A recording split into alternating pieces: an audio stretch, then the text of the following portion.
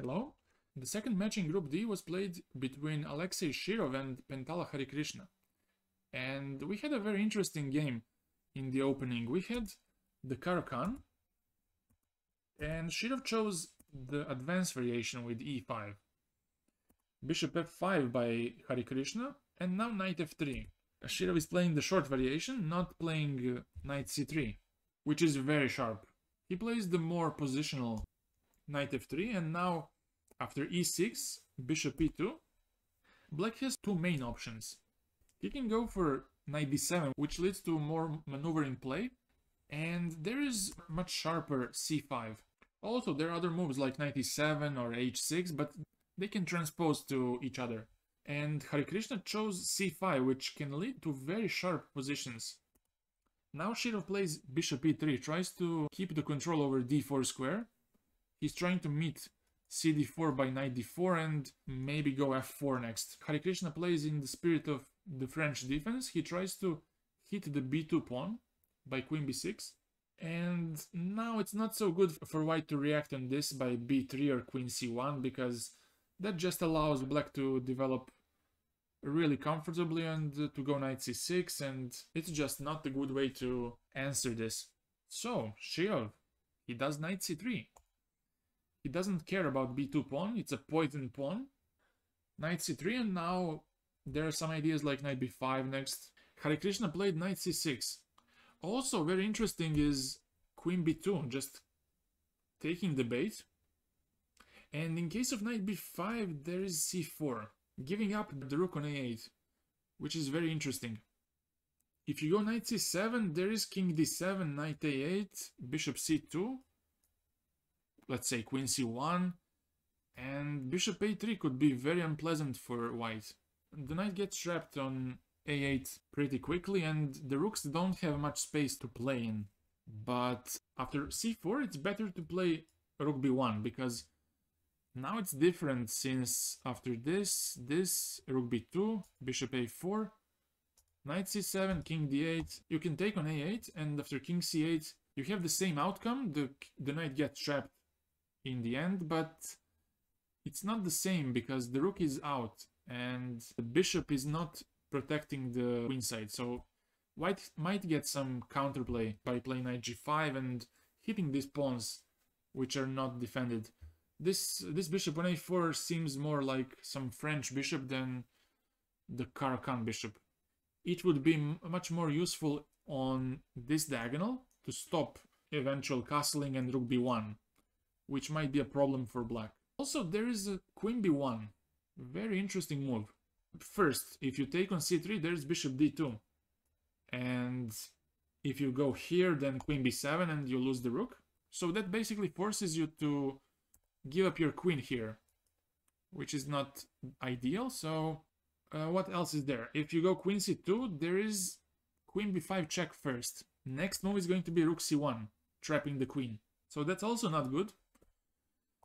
The only move that works here is to capture on b1, but after rook b1, there's a pressure on b7. In the game played between Caro-Kann and Elyanov from 2010, c4 was played, but after rook b7, black was in lots of trouble. Knight b5, knight d8, rook c7, now he's heading towards d6 to get the passed pawn, and also to eliminate the bishop from f8. Elyanov took, e d6, and now after this, black even got a pawn, but it didn't help too much. After this, bishop f4, the d6 pawn is a monster. It's not easy for black to attack the pawn. And eventually, Caro-Kann won the game. Also, if you play b6 here, it's not good as well, because after this and knight b5, king d8, again you have knight d6. There are lots of issues for black. He has to give up the bishop. After knight d7, rook goes to b7, and it's very unpleasant for black. Even in this case, you cannot attack the d6 pawn, which makes it very, very tough to play. But let's go back to the game. Harikrishna played in this position knight c6. Shirov continues sacrificing the pawn by castling.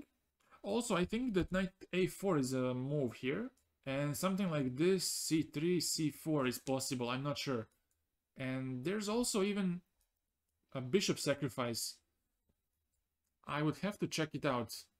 I think there is something like that, and king has to go to f1, there is knight c2, knight c5, taking, and or maybe just castling, I'm not sure. But Shirov just castles, and now knight a4 is a big threat to take on c5. So Harikrishna takes the bait. Now we got a very sharp position. Queen e1 by Shirov, and now cd4. Bishop c2 is bad because of dc5, and knight b5 might come next. Also queen d2 is a strong threat, pinning the bishop and the queen. Also queen c2 is bad because of dc5. And then you go knight b5, knight d6. Plus the queen is very exposed on c2.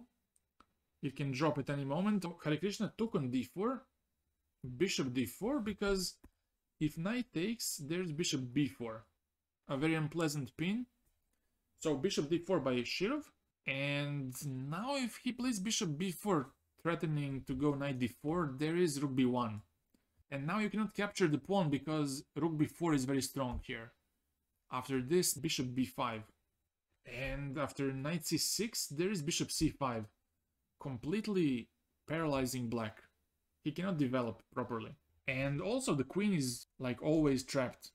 Knight d4 is coming next. So he took immediately on d4. Knight d4, and now he uses the time to get bishop b4. And it might seem very unpleasant, but now Shirov has rook b1. And Harikrishna took on c3.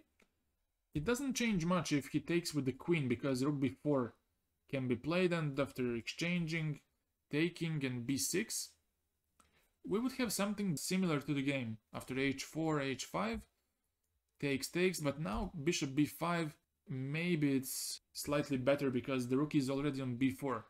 And it might get to d4, double on the d file, and put some pressure on black. But he goes for this, and bishop c3, rook b2, bishop e1. We had some exchanges, but after b6, white is the one who is pushing for something here. Currently, black is underdeveloped, and he will have a slightly worse structure. And white tries with h4. The idea is very simple. He wants to go g4, bishop g6, h5 to trap the bishop.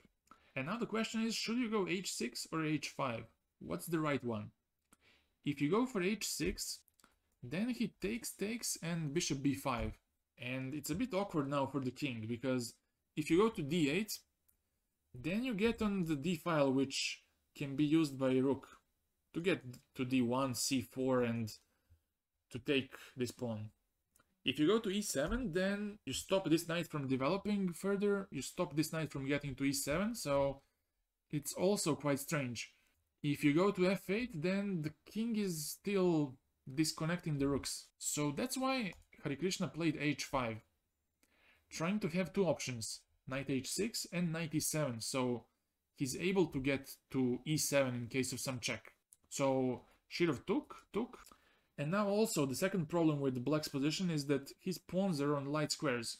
d5, f5, h5, f7, all on the light squares. And now Shirov plays c4, tries to activate his bishop by eventual recapture on c4, but now Harikrishna plays knight e7. But now rook d2 was played by Shirov. He tries to force black to capture on c4, because in this case if you capture, bishop takes, and now the pressure on f7 will become really unpleasant. Also e6 at any point can be really dangerous. But Harikrishna chose to castle here, to defend the pawn and get his king to safety. But now the f7 pawn is under less protection. Now Shirov makes his center solid by f4. Also here rook ed1 was really nice, forcing dc4, bishop c4, and after this the f pawn is quite weak. But he played f4. Harikrishna took, rook d8, bishop c4, and now the f7 pawn is under some pressure. Knight went to d5. Now rook c1 by Shirov to cut off the king, to somehow pin this knight on the d file, but he couldn't do it immediately. With rook d1 he would face knight f4, and It's a very good position for black. So rook c1 first, to force king to get to b7, and after g3, rook d7 to get rook d1. Now the knight is under attack. King has to defend by king c6, and now a4, trying to get bishop b5 next. King c5, and now bishop b3. And basically black cannot move here, black cannot make any progress. Even though he's a pawn up, his pawns on the king side are so weak that he cannot do much. If he does that, he just loses all the pawns. E-pawn is very strong, it's really tough to untangle. He plays a6 here, tries to create a passed pawn, king f2, and now king c6. Now Shirov plays this, king b7, rook d1, king c6. Yeah, they just repeat moves here. After this, there's no way to improve. But let's go back a bit. After king f2, if he played b5, that doesn't change much, because after taking ab, white can just wait with king f3, and how does black continue?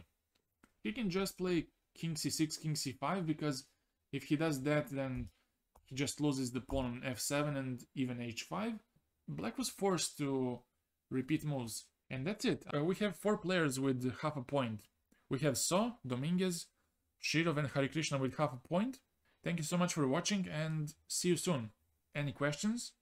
Comment section down below. Bye.